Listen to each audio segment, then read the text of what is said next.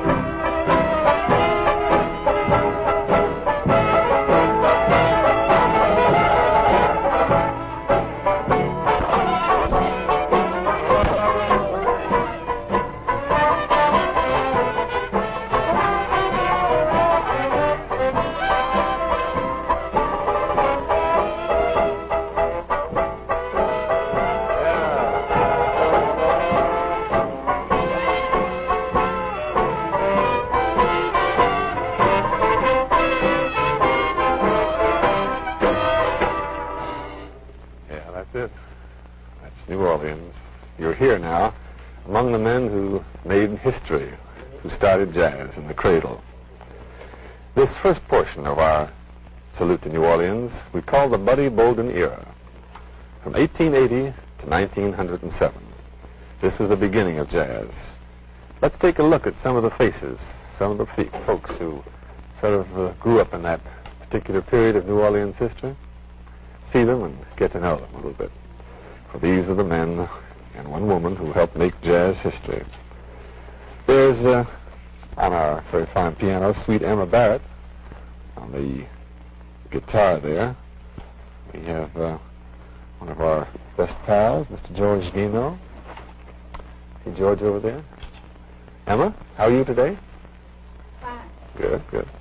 I think we ought to start the excitement right now with a little opus. If you can take your eyes off that racetrack sheet there and just tell me what you think the boys might start off with in fine style. Saints? Well, fine.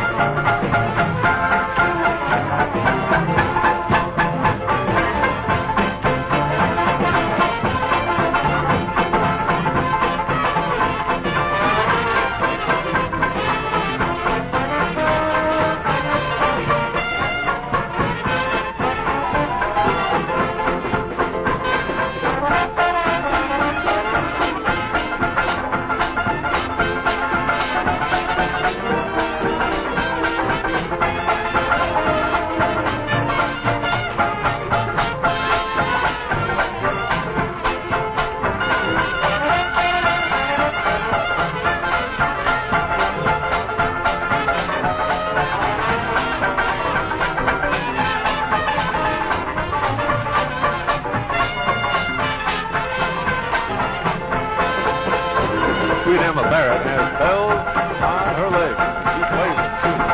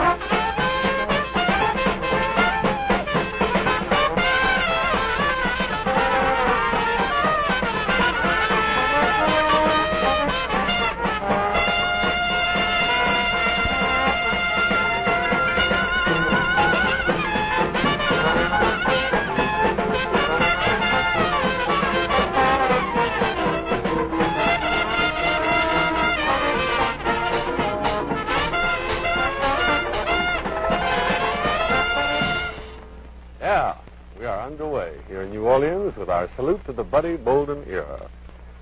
Buddy Bolden was quite a man.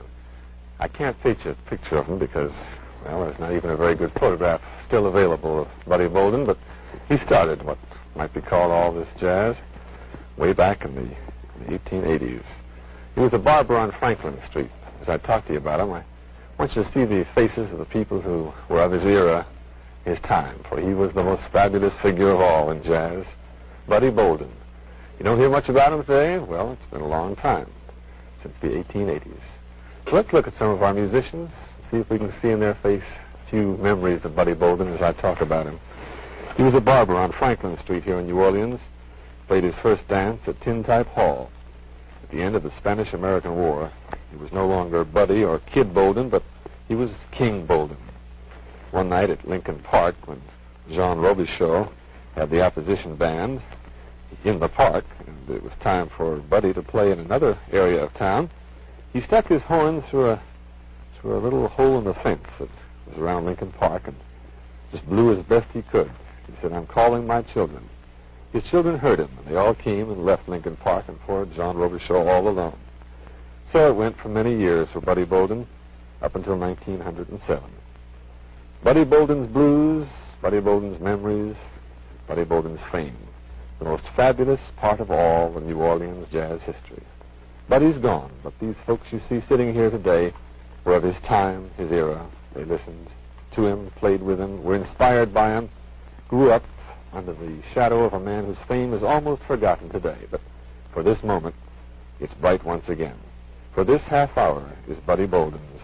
He's as big a king right now as he ever was back in the 1880s here in New Orleans. I'd like you to meet two or three of the musicians right now before we go on to our next number. On clarinet, can we take a peek at our clarinet doctor over there? Mr. George Lewis. George Lewis has been playing for 51 years.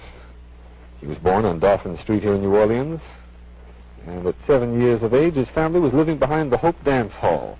One day his mother gave him a 25-cent piece and said, "Go out and buy yourself a toy." He did. He bought a tin fife, and that led him eventually to his clarinet. It was at 16 he bought a second-hand clarinet. For a short period of time, he warmed up and got a job with a little band called the Black Eagles. He played his first funeral march, 1923, with the Eureka Jazz Band, and after that he formed his own band. Played with Bunk Johnson. He's one of the truly superb New Orleans clarinet men. He's toured Europe and he's been acclaimed by all jazz critics as the very best, Mr. George Lewis. Over on drums, let's take a look at our good friend Paul Barberin. Paul, of course, comes from a very famous family. Played with King Oliver, Louis Armstrong. 1901, he made his first sound, but it wasn't on drums. He was just crying. Now, of course, the fellow I want you to meet last in this portion of our little introductions is Punchy Miller. Punchy Miller was born December 1897. There he is. He studied with Jim Humphrey. Around the turn of the century, he played with Jack Carey's band. He and Jack worked out the fast riff, a little passage that has become the third strain of a tune that they called Jack Carey. Years later, this tune was introduced to the world by the original Dixieland Jazz Band, and you and I know it, this tune that he and Jack started. You and I know it as the Tiger Rag. He's the man who put the growl into the tiger. Back in 1923, Punch Miller, in a famous battle of trumpets at Italian Hall, was taken on by Sam Morgan. Sam beat him in the first battle, but second time around, a month later, in a historic rematch, they met again, and Punch Miller won with all honors, including $25 and a silver cup. It's a long time ago. They introduced him that night as Punchy Miller, and he's still known that way. Buddy Bolden, the man who started the era of New Orleans jazz. They wrote a song about him. Punch, could you sing it? You know, Buddy Bolden's Blues. All right.